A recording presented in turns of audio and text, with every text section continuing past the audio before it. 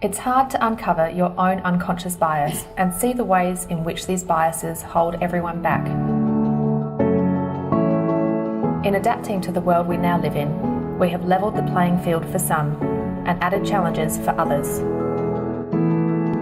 But in these changing times, and particularly on International Women's Day, let's take the pledge to open our eyes to the new opportunities around us and commit to providing them for all. Let's all break the bias. SA Power Networks is a great place to work, but it could be better. We can do more to ensure the diversity of our workforce better reflects the diversity of the community that we serve. On this International Women's Day, we're contributing to breaking the bias by increasing our focus on more women in senior leadership positions and in non-traditional roles. Let's all come together to break the bias.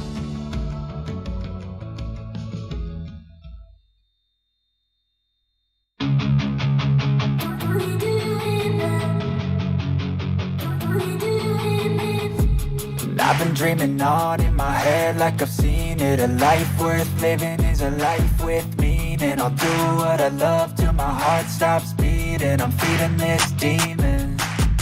Got a taste, can't erase bitterness in my face. Work a job every day till your dreams fade away. Like a card, never change, play the game that we say. I need a break. I'm staying strong, need to move on to be what I want. I'll keep dreaming on. I'm staying strong, need to move on to be what I want. I'll keep dreaming on.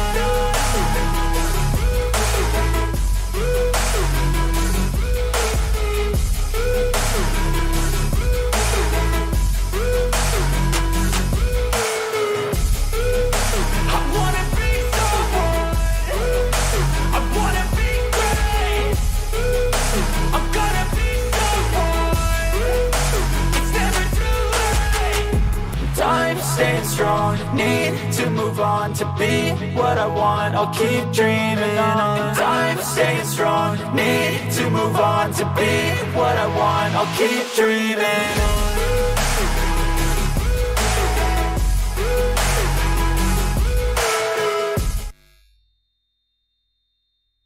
on. Okay, are you ready?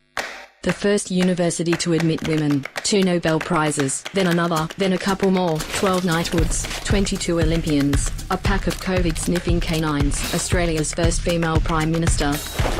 Finally, treatments for diseases, and other scary things, the first female Queen's Counsel, Supreme Court Judge, and State Governor, all in one, first in the family with a degree, a black belt, a robot.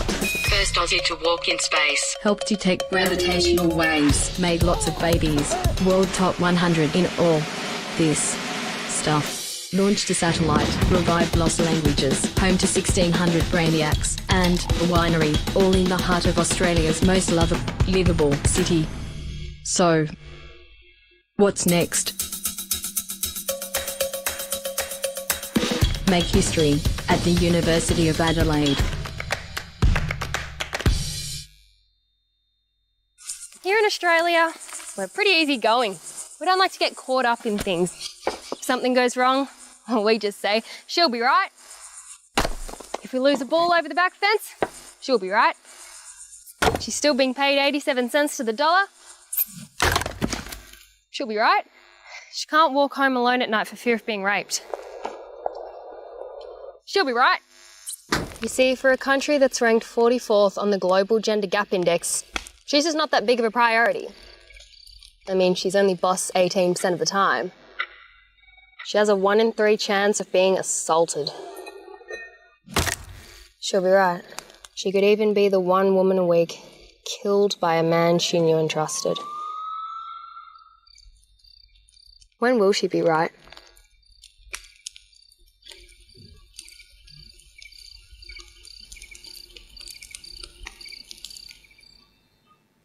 Hello, I'm Sonya Feldhoff from ABC Radio Adelaide, and on behalf of the organising committee, welcome to the virtual Adelaide International Women's Day breakfast for 2022.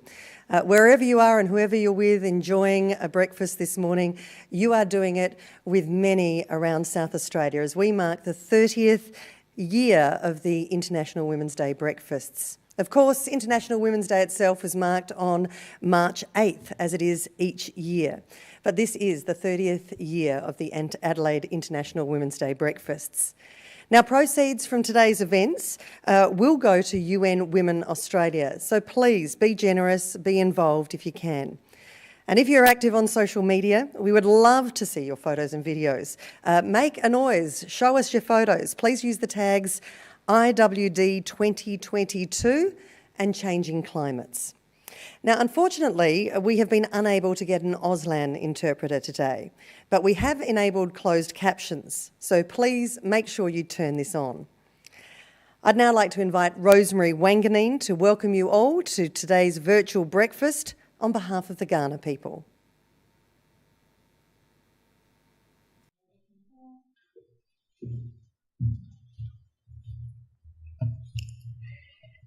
First of all, thank you very much, Sonya, for introducing me. Natchala. Thank you again to Senator Penny Wong and the Adelaide International Women's Day Breakfast Committee for inviting me to perform Welcome to Kaurna Country at my 4th International Women's Day. Such a day marks the economic, political and social achievements of women and has been celebrated on the 8th of March since 1911. At a time to reflect on progress made to call for a change and to celebrate acts of courage and determination by ordinary women. And can I take this opportunity to say that it would be remiss of me not to acknowledge that we as Aboriginal and non-Aboriginal Australians have come such a long way together in the name of reconciliation. Because to not acknowledge how far we have come together throughout the 21st century diminishes the blood, sweat and tears shed by our Aboriginal and non-Aboriginal ancestors who fought and campaigned vigorously, hand in hand, for us to be here today performing acknowledgements and welcome to countries and so much more across our nation. I very much love being a part of it. When you have a huge gathering of women like this, our energy is palpable. This is why traditional culture and around the world for thousands of years celebrated what we call in the Aboriginal community women's business.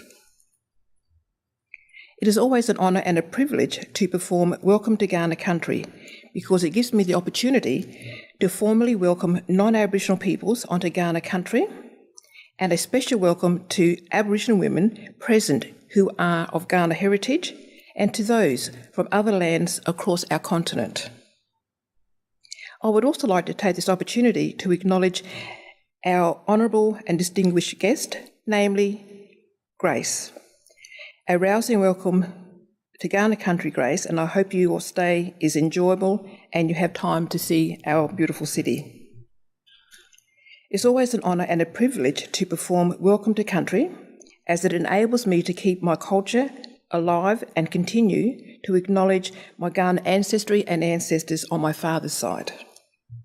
On my mother's side, I'm Wirangu ancestry and ancestors from the west coast of South Australia. When performing Kaurna welcomes, I love to bring an educational component for it to be interactive. For example, let me first explain the meanings of Kaurna words and then I'll formally welcome you. Because you are a group of people, I'll be doing a Kaurna group welcome. I'll ask you, Namani, and Namani simply means, are you all well? And you'll respond with, Mani Adlu. And to help you recall, I have a few images to help you remember. For example, instead of money, it's mani. And steel is not soft, it's ard. And you can probably imagine the third one, lu. So you string them together, you have mani adlu, and you're saying back to me, we are all well. So I'm about to formally ask you Namani, and I invite you to remember those three images. So on behalf of myself and my Kaurna ancestors, Namani,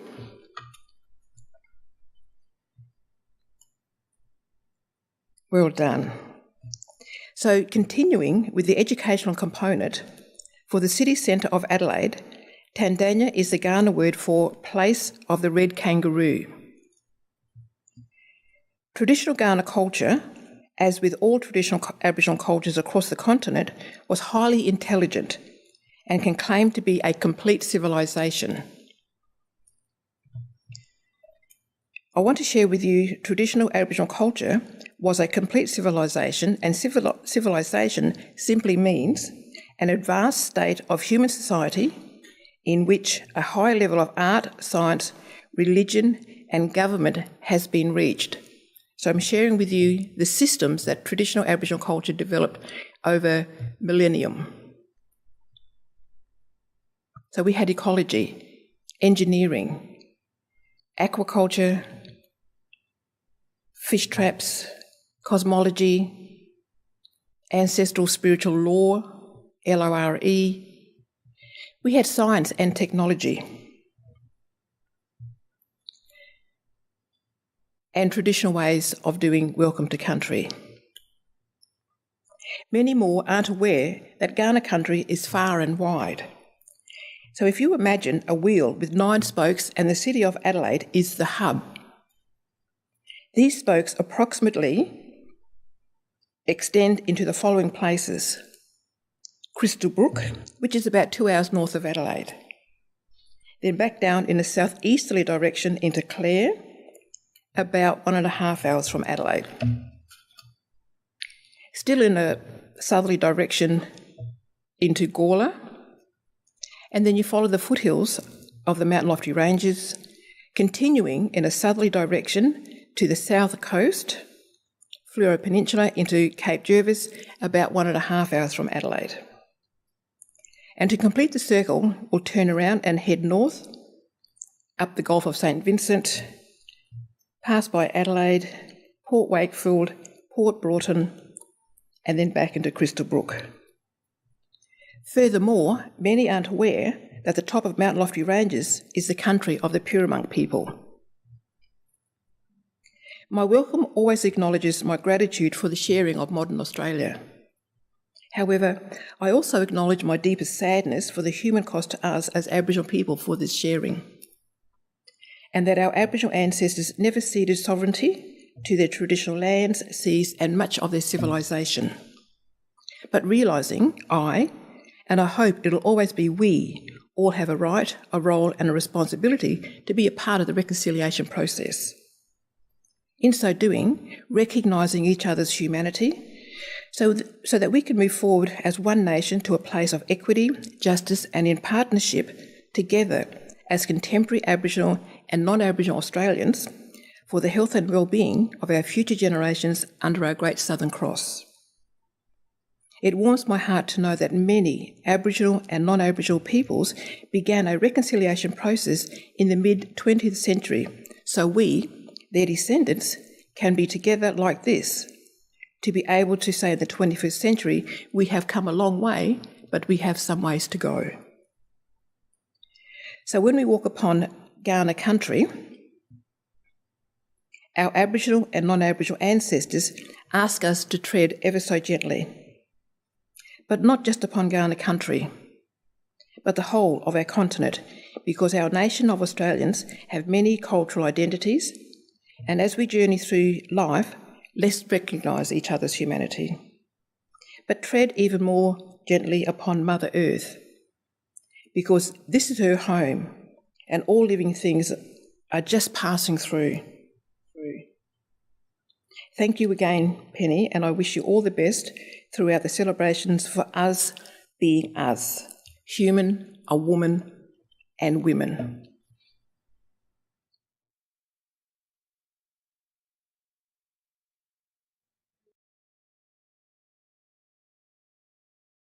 Thank you, Rosemary. Well, the committee would like to thank our partner, sponsors and supporters. Media partner ABC Radio Adelaide, Diamond sponsors University of Adelaide, University of South Australia. Gold sponsors SA Power Networks, Catholic Education South Australia. Silver sponsors KBR, Mott MacDonald. Bronze sponsors SAR ODL, Sister of St Joseph's the Sacred Heart, SA Water, Nova Systems. And supporters Replica Press, Jennie, Groom and ZForm Display Systems. Now, the UN Women theme of this year's IWD event is Changing Climates, Equality Today for a Sustainable Future. This theme recognises the contribution of women and girls around the world who are working to change the climate of gender equality and build a sustainable future. Your sponsorship, ticket purchases and donations go towards this vital work, and we thank you for your support. You can continue to donate directly to UN Women Australia today by visiting their website, and that's unwomen.org.au. Now, it's a particularly special day in Adelaide today as we are celebrating 30 years of International Women's Day breakfasts in Adelaide. In this time, our event has gone from strength to strength, drawing thousands of women to Adelaide to support UN Women Australia and each other every year. Together, for 30 years, we have celebrated women and women's achievements and renewed our vow to work for a gender-equal future. Now, our raffle this year will be run differently to previous years, just like everything else.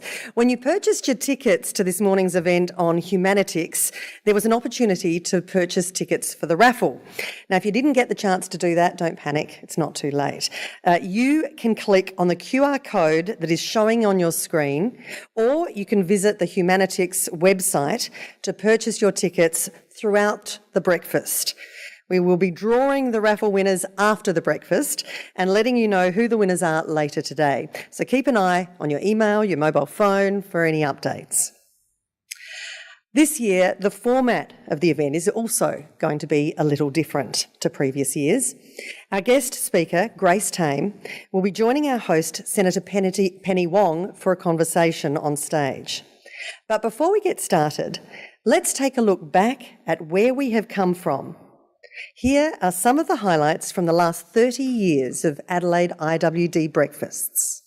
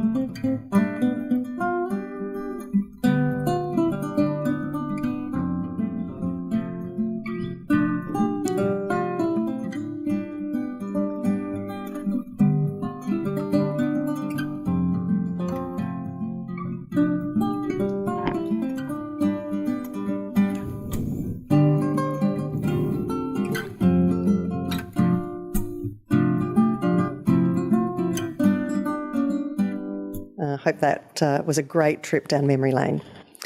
Now, a warning before we get started that today's discussion may contain reference to sexual assault and/or violence, which may be triggering to survivors.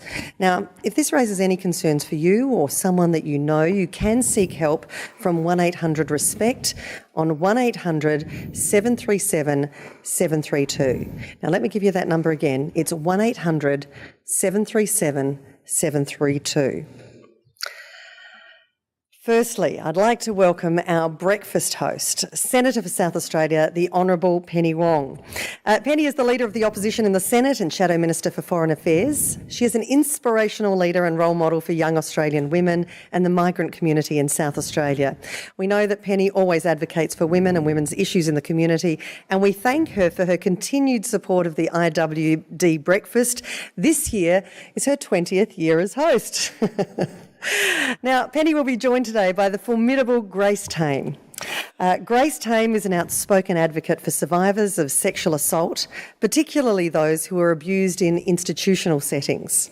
From the age of 15, Grace was groomed and raped by her 58-year-old maths teacher, who was found guilty and jailed for his crimes. However, under Tasmania's sexual assault victim gag laws, Grace couldn't legally speak out about her experience, despite the perpetrator and the media being free to do so. Grace has demonstrated extraordinary courage, using her voice as a platform to push for legal reform and to raise public awareness about the impacts of sexual violence. She's a regular guest speaker for high-profile events and television programs and uses her media profile to advocate for other vulnerable groups in the community. In 2021, Grace was recognised as the Australian of the Year, the Australian Financial Review's most culturally powerful person, and one of Time magazine's next generation leaders. Please join me in welcoming Penny and Grace. It's great to have you here, Grace. Oh, well, thank you. Thank you, Penny. Welcome to Adelaide.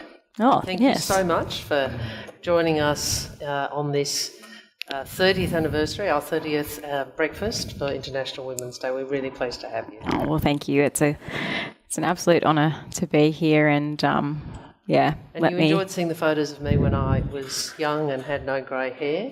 Yeah, and it's She actually laughed.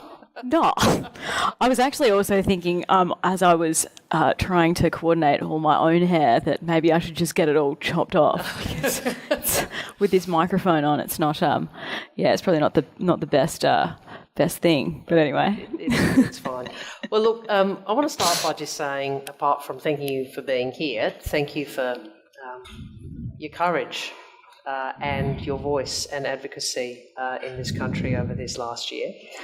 And I wanted to start with, what an extraordinary year you've had. 2021 was a really big year for you, and I wondered if you could share with us what it's been like.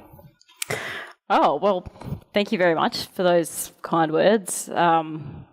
Clearly don't watch 60 Minutes, do you, Penny?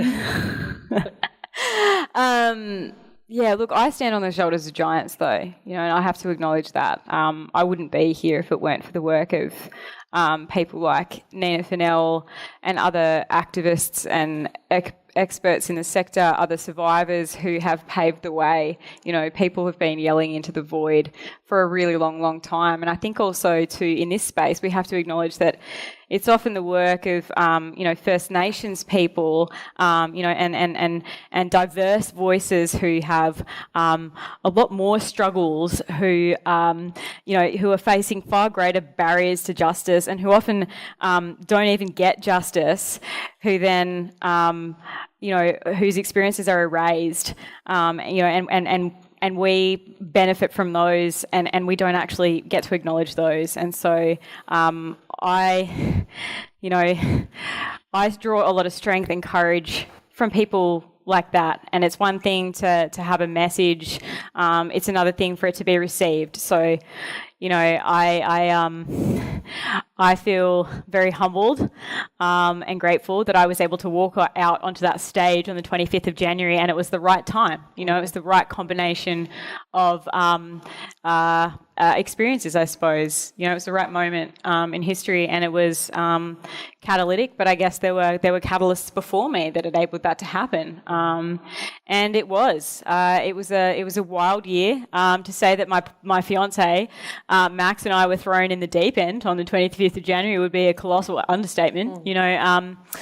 I think what a lot of people don't understand is if we wind back the clock to that moment, I was actually, unemployed.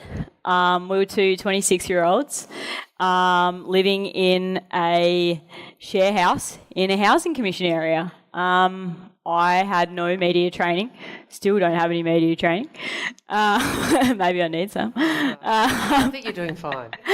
Well, it's about being authentic, and part of that authenticity is making mistakes and taking people on that journey with you, through the mistakes and owning them along the way, because that's part of leadership is the imperfections, and the discovery. Yes, it's certainly been a steep learning curve. It's not even just one learning curve. It's like all these simultaneous intersecting learning curves. Certainly, because I being a survivor of child sexual abuse has all of these different complications, and I think that a lot of people don't understand that. It has a domino effect of traumas that, like in my case, for example, meant that I didn't have the opportunity to safely go and complete a university education. So unlike a lot of people who work in this space, a lot of fellow activists, I don't have a knowledge of feminist history. I don't have, I'm not as across all the terminology as I could be. And I try and I do my best, and it's a really difficult space to work in, and I try as hard as I can be to be conscious of needing to include, diverse voices and platform diverse voices. But yeah, it's really difficult, and like we've made a lot of mistakes, my partner and I, along the way, but. Yeah. So can I ask you, it's obviously been a massive set of learning curves. Yes. Learning curves and magnified learning curves as well. There's an aspect as well to explore. Yeah, and some of it, pretty confronting and challenging for you. How have you sustained yourself? Well, keeping in touch, not losing touch with meaningful values, staying grounded. Max and I are very real, down-to-earth people. We are very family-oriented. We also love nature. We love the water, and we love to exercise, and we love to exercise in nature, and we stay very present as much as we can be in that way. That really helps. It's just those simple things. It is hard to do though, and it's really easy, especially working in this space, which is very traumatizing and can take you out of the present moment a lot. A lot of the time we're engaging with survivors, or I'm referencing my own story, which pulls us back into the past. 365 days, I was pretty much living in the past, and there's a lot of disassociation that comes with trauma, which is both, like a trauma response, but it's also a protective mechanism, like to just completely pull yourself out of. And there's a lot of stuff that I learned about myself as well as somebody who is an adult who was only recently diagnosed with autism spectrum disorder. And being under intense public scrutiny, and also being in this high pressure social situations. There's just all these moving parts that are all so complex and nuanced, and dealing with all of those things. And there's no guidebook out there to deal with this very unique combination of circumstances. It does take a lot of courage, I think. Yeah, and I've been very supported though, as I said, very lucky, and as difficult as it is a great privilege to be in this position to be heard, because it is a privilege afforded to very few. Like I said, a lot of Australians, whether they are, our First Nations Australians, people with disability, women of colour, people of colour in general, other marginalised groups face even greater barriers to justice, and we have to acknowledge that. And tell us about what's next. So you've got your foundation, Grace Tame Foundation, and you're advocating for legal reform, yes, also education and prevention. Yes. So tell us a bit about some of the things you want to try and use, the platform you have and the networks you have to advocate for over the next couple of years. Yeah, so Max and I established the foundation really as a framework for our ongoing advocacy goals. We were already pursuing structural change. We just really wanted to sort of put it all in the one place. We had a pretty clear idea of what we wanted to achieve. And we carved out a specific niche. I, for one, saw a lot of problems in our language.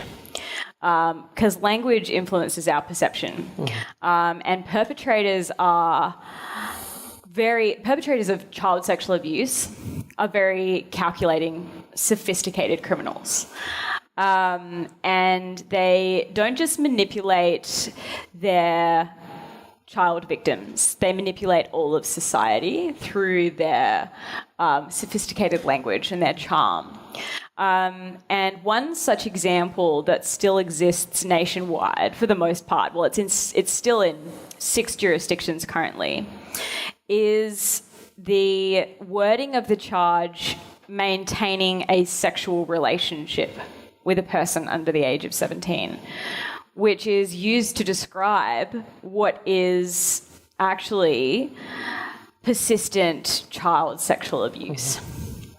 Now, that wording, maintaining a sexual relationship, can be weaponized by perpetrators who are convicted of that crime to romanticize what they've done.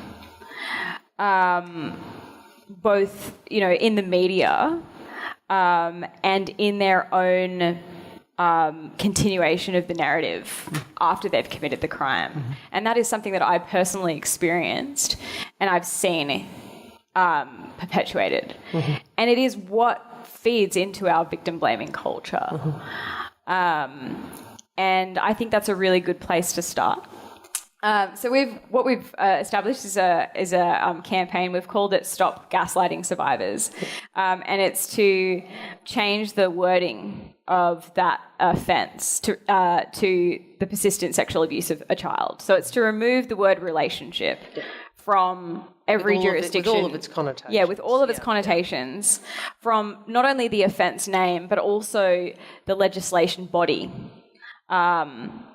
In every jurisdiction in Australia. So can I pick up something you spoke about there, which is something you've spoken about before, which is narrative and the power of narrative. And one of the things I always say when I'm asked by women, particularly younger women, give me some advice about career advice or whatever, and I always say the best piece of advice I ever got from someone was find your own voice.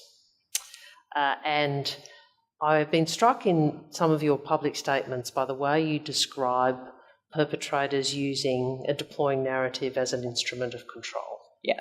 And I think one of the most extraordinary things about what you have done is you have confronted that and you've triumphed over it. And you've done that by telling your own story with clarity and with courage. So I guess my question is, how did you do that? How did you come to a point where you could do that? Oh, look,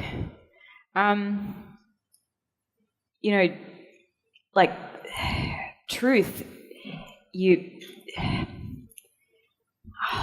I don't even know. Truth just is. And, I would have to take myself back to my 15-year-old self.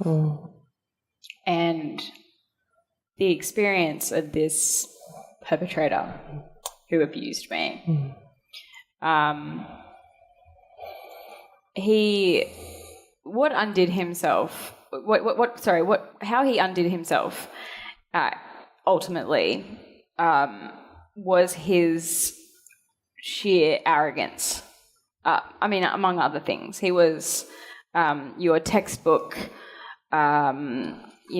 psychopath, totally devoid of empathy. But, he ended up boasting to me about one of the other girls that he abused. That was one of several. It came to light, and they ended up finding a trophy file of other girls that he had collected over his tenure. He was at the school from 1992 until I reported him to police in 2011, and he kept them all. Like, he was a very sick man. But, so obviously I experienced his truth, but, when I would sort of, confront him, not in an aggressive way, I remember him just sort of, I remember the blatant lies, I remember the blatant lies. And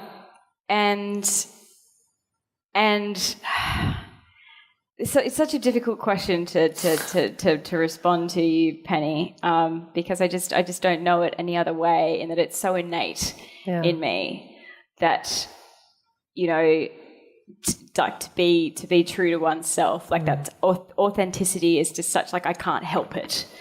It's a reflex. I mean, you saw it in me when I stood next to Scott Morrison. I wouldn't have been just letting myself down that day if I smiled at him, at a person who has let so many people down, not just women, in the context of sexual assault,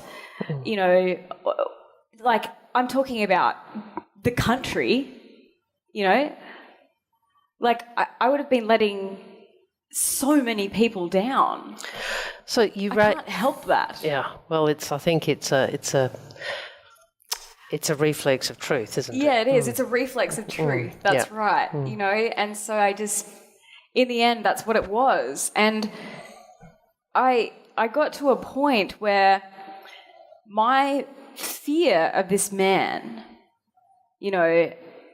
I would hear the blatant lies, and I was seeing the truth, hearing the lies, feeling the pain, and ultimately, even as terrified as I was, and I'm a petite person, and he was raping me, and he would lock me in his office, or he would lock me in a cupboard. He was an awful man. He was an awful man. But I remember I got so angry. I remember before I reported him to police, I remember I just could not hold back. And I remember telling him I thought he was a monster. I remember I told him I thought he was a monster and I hoped he died. And I reported him to police 4 days later. I told him that. I could not help that. And that has been with me every day. So when I know he knows that. He knows exactly what I think of him. And he still attacks me online. He uses handles, Instagram handles or Twitter handles that have references to grooming material that he used in the offending 12 years ago, so that only I know that it's him. Just to mess with my head. But he knows exactly what I think of him. Because I told him. And not a lot of people actually did do that. Oh, well, and it's, as I said, extraordinarily courageous, not just for you, but and not only for the society which has to listen, and that's been a good thing. Yeah. But I think also of other survivors, because what you did, so many have not been able to do. Well, it's about, and it plays into it's all connected to the, and I hate to keep bringing it up, the smiling or frowning photo with Scott, but it's all connected because it's about what it is. It's about a culture, a very toxic culture that has enabled abuse to continue for so long, and because this, if we bring it back to this pedophile, he wasn't able to thrive in this environment, in this school, just because of his own evil, and him being really good at concealing it. He was able to thrive in that environment because he groomed all these other people, and all these other people smiled along and played along, and no one wanted to upset the apple cart. And I could have been one of those people too. I could have just not told anyone and been a part of that pretty picture that was, bubbling underneath the surface and just, patching things up. But that's where we've gone wrong, is we've got this disproportionate concern with and making things look like they're okay. I was going to ask about the focus on your demeanour at the lodge, and it seemed to me the question I was going to ask, and you've answered it to some extent, was the focus on that and the debate around that. The use of your old social media photos, it's disproportionate, correct, and what you cop online, so as three examples of how you've been dealt with. What do you think that says about our society? Yeah, well, it's sad because it's the saddest part about all of that, our society's disproportionate, like our disproportionately warped perspective, is that it's the perpetrators who benefit from it. Because our focus is off them.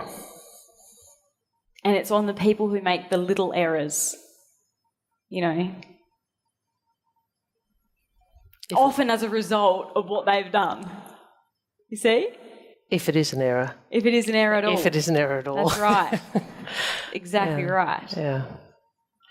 One of the things you've called for, it was an extraordinary turn of phrase, I think, is a nationwide shattering of shame.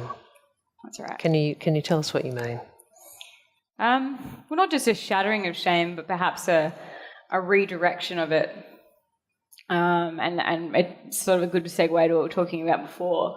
Why is it that we're shaming, or for so long we're shaming the people, or making people feel bad or uncomfortable for bringing up their stories of abuse? Oh, it's too heavy, I don't want to talk about it. The shame sits at the feet of perpetrators of these crimes. That's where the shame belongs. There's no shame in being a survivor of whether it's child sexual abuse, sexual assault, domestic violence, whatever the trauma is, whatever experience is. Life is an inherently traumatic thing. It's all relative. There's no shame in that. We need to make space for each other, and sit with each other's pain, even if, sometimes hearing that pain causes us to, it's not a comfortable process. Yeah, exactly. Yeah. Feel, and that's what it is. Is a lot of the time it's that it makes us feel uncomfortable. It makes us sometimes question, have we done something maybe, or makes us remember something that we went through. Maybe that's where it comes from. But yeah, the real shame is in the perpetrator behaviour that we need to call out and draw attention to. That's where we need to focus that energy on. So that clarity and that courage that we've spoken about, I mean, you've inspired a lot of women, but obviously those people in turn inspire me. Yeah, and I wanted to talk to you. I mean, obviously what we've seen is Brittany Higgins, who's used her voice so courageously. We've seen you two standing together. We've got other extraordinary young women, Chanel Contos and others. I'm interested, what is it like having these younger women working together or by your side, or speaking about some of the issues that you care about? How is it to work together? Yeah, I think it's really important. I think that's I think there's obviously there's room for more. There's problems, and especially there's been light that's been shone on it in recent days. That there's not enough diversity currently, I think, in the space, but there's room to share the platform, and I don't think certainly it's never been my understanding that there's only room for a certain number of people, but as I understand leadership is not about having power over, it's about empowering others, and there's nothing more empowering than empowering others. And I see leadership as about, walking on a plane, sort of holding hands side by side, and not being like a hierarchical thing. I find that very disturbing and sort of. Well, I mean, I think International Women's Day is a day where we think about that, and we think about where we've come from, what we're doing now, where we want to go, and every year on around International Women's Day, I always do think about the women who've gone before, and how much we owe them, but also how much we still, frankly, owe the next generation, and how much more there is to do. I was interested in reading one of your interviews, and you talked about the word feminist not being something you use, and I'm interested in you speaking about that.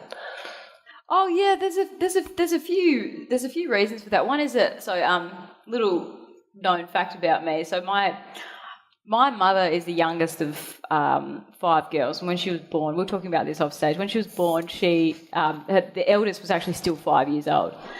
Very 5 close. under 5. Yeah, 5 under 5, and she was raised for the most part by just her their mother, my nan, Patricia, Nanny Pat we call her, and her mother, Nanny Beulah, who I never got to meet, unfortunately. She died just before I was born.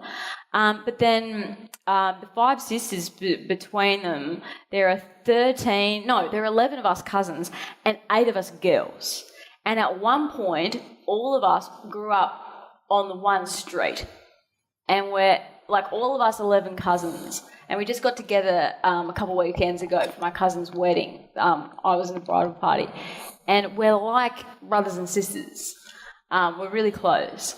But we're just a family of strong women. And I grew up just never questioning a woman's worth, and we grew up with diversity as well.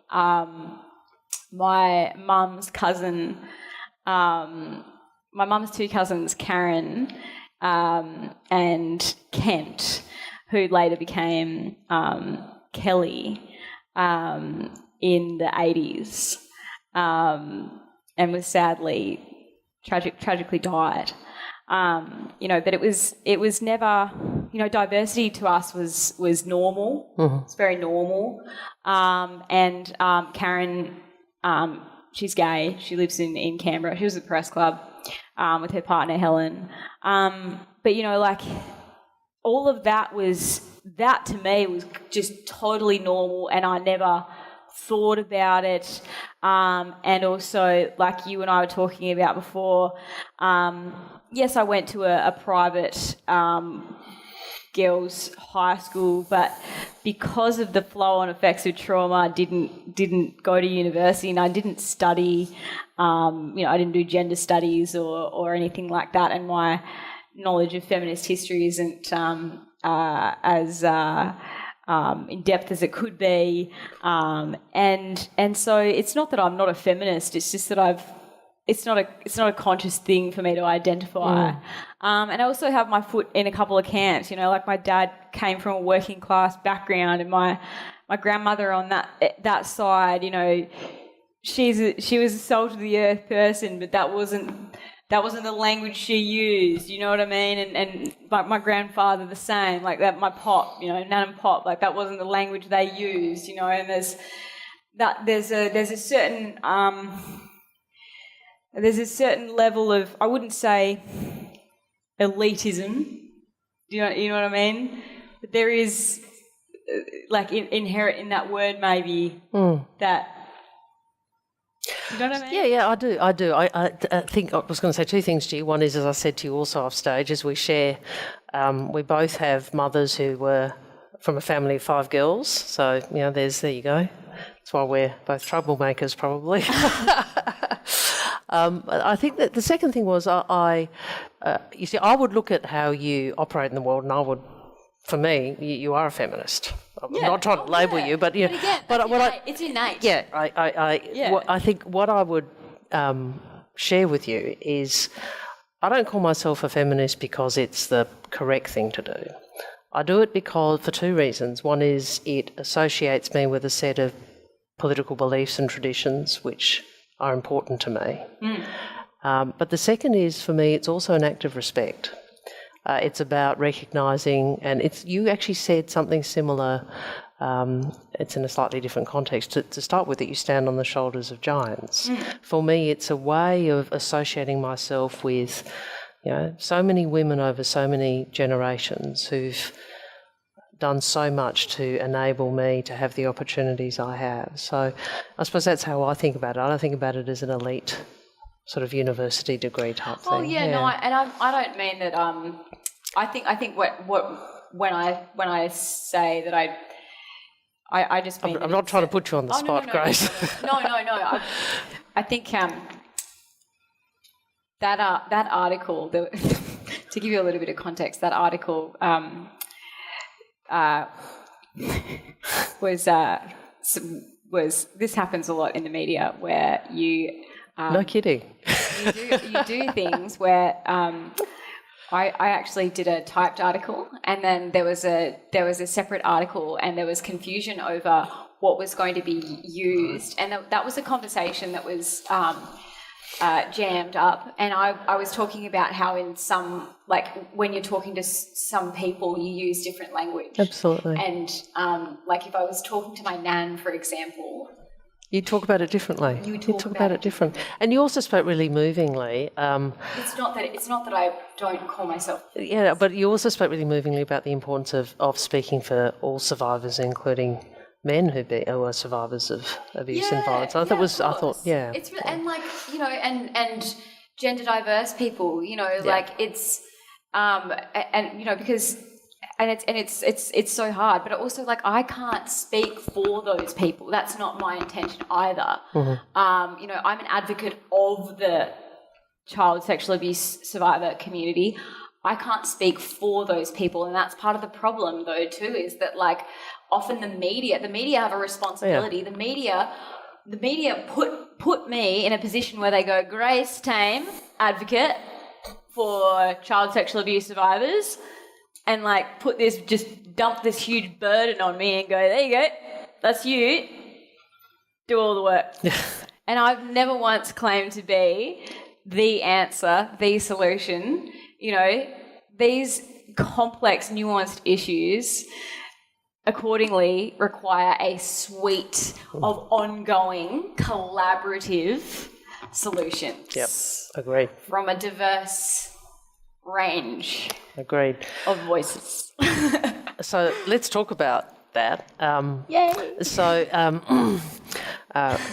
when I hear the really upsetting statistic of 1 in 5 women being a survivor of assault or violence, sexual violence. Yeah, it's 1 in 4 girls and 1 in 6 boys. But yeah. And I think, we've been talking about that and advocating that for action on that for decades. Oh, I know. And we have a moment where there is, I think, a greater momentum than we've seen probably than I can recall in my political life. So I guess my question to you is, if former Senator Grace Tame in 20 years' time is sitting here... Former Senator? Or Senator. Good luck getting me into politics. I'm being flippant. Put me inside Parliament. Try to keep me down. Good luck. You don't have to. You don't have to be kept down. But like 20 years' time, if we're and someone else is here, how do we make sure that they're not talking about the same stats still? I think that our best, it's prevention for me, and education is our primary means of prevention, and it starts with it starts with teaching kids. It starts with knowledge is power, first of all. It's not just about teaching kids what to look out for in terms of the negative behaviours, because that was one of the things for me that I found really confronting. Was I felt really affronted when I learnt what grooming was as a 22-year-old 7 years after the fact, going like, why the F didn't someone... Might have been helpful if you'd let me know this before. Yeah, and especially when I was giving my statement to police too, I thought back to the time when I was sitting there in the police station, like the police would have known that I was groomed and they could have helped me explain like this, oh yeah, you were isolated. Oh yeah, and then he broke down your boundaries, and oh yeah, that book and that movie with the really old man and the young girl, like he's priming you. Oh yeah, like that's textbook. Yeah, it's all they write about it. But nobody told me that. And I had to find it through some backdoor way and teach myself about it.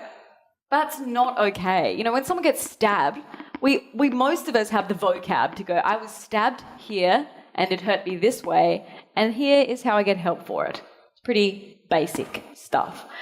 We need to have that taught in schools, obviously in a way that is appropriate for certain age groups. We can't be teaching 4-year-olds about the complex layers of, isolation and, maintaining control and all those sorts of things. But, people who design education frameworks know how to do these things, and we can, find the resources to do that.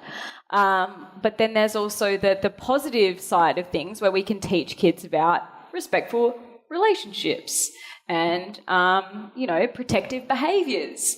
And then the consent piece is actually something that comes along, later. There has been a lot of focus on consent, which is great, but also you can start with respectful behaviours. Correct. First, before you get to consent. Maybe if you just model healthy relationships, then that would be great. I was in Perth. I witnessed the cutest thing.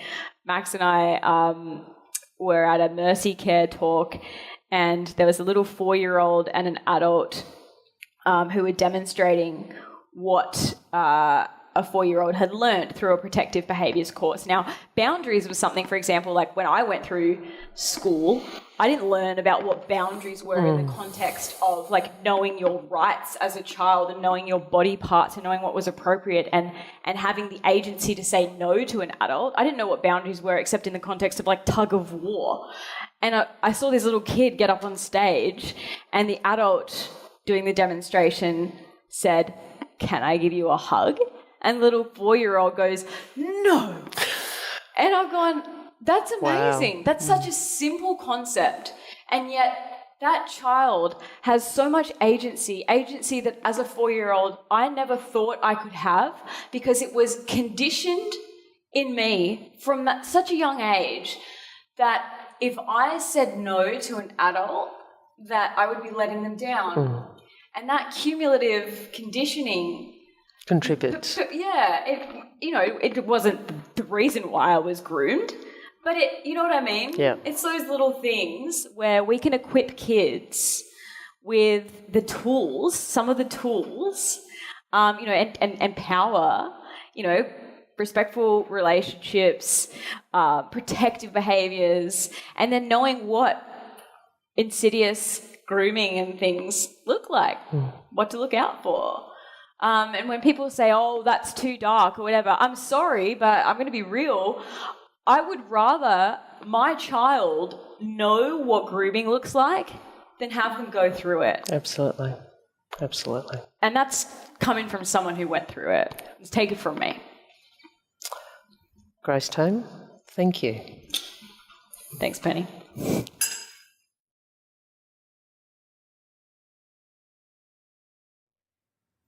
Hello, my name is Anne Morgan. I'm the chair of the Adelaide International Women's Day Breakfast Committee.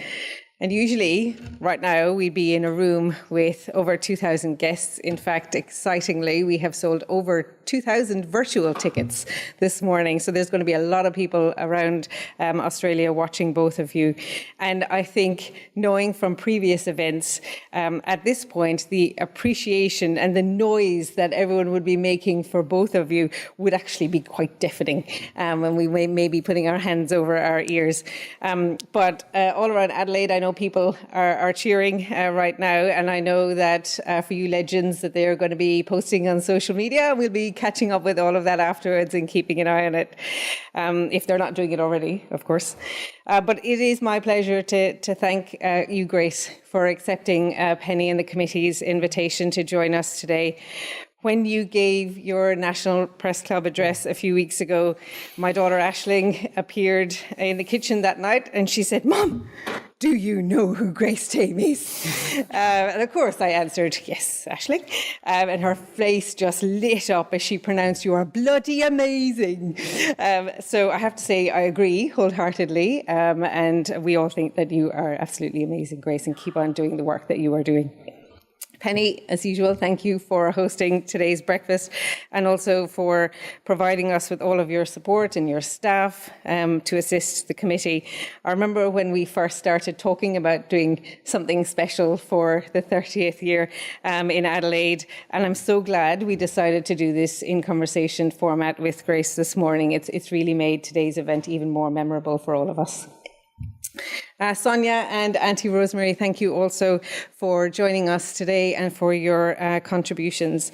And I also want to thank my fellow committee members who helped organising today's event, in particular my dear friend Meredith Boyle and also Alexis Mackay, Deputy Chairperson as well. This year, when we were faced with another Delta strain with the Omicron virus, we decided to make this year's event another virtual event. And we acknowledge that it is far from ideal, and we would have loved to have been in a room in the convention centre with all of you this morning. But hopefully, next year, we will be back to a face-to-face event again. Thank you to our sponsors and to our supporters and to all of you who have purchased virtual tickets and raffle tickets and ribbons.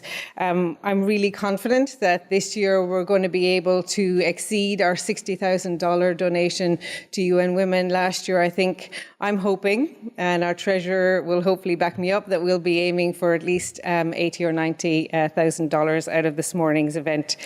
That's really phenomenal, and that's so exciting for Adelaide to be able to donate that to UN Women Australia.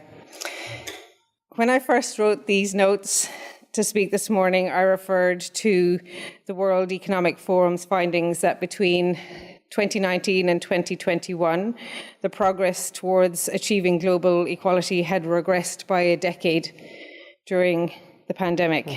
We went from being 99.5 years to achieving gender equality to being 135.6 years to achieving gender equality. But I really think that we are witnessing something extraordinary in Australia. As Penny says, there is momentum, and it really does give me hope. I've been attending these events for over 10 years, and I've been standing on this stage for 8 of them now, and I've never been so hopeful than I am right now. And it is largely in thanks to Grace and to Brittany Higgins and to Chantel Contos and Yasmin Poole and Larissa Burrand and, of course, Penny and many, many more women who are putting gender equality and safety and respect at the forefront of our minds and at the centre of our conversations. So I say this to you, and I echo what's being said in louder and louder voices. Enough is enough. And if I can borrow a phrase from Grace, there's no better time or greater cause for which to make some noise. It's time for us to use this momentum that the amazing women have created. And if we work together now, and if we continue to raise our collective voices for gender equality, I know that we can do this together and achieve this. Thank you very much.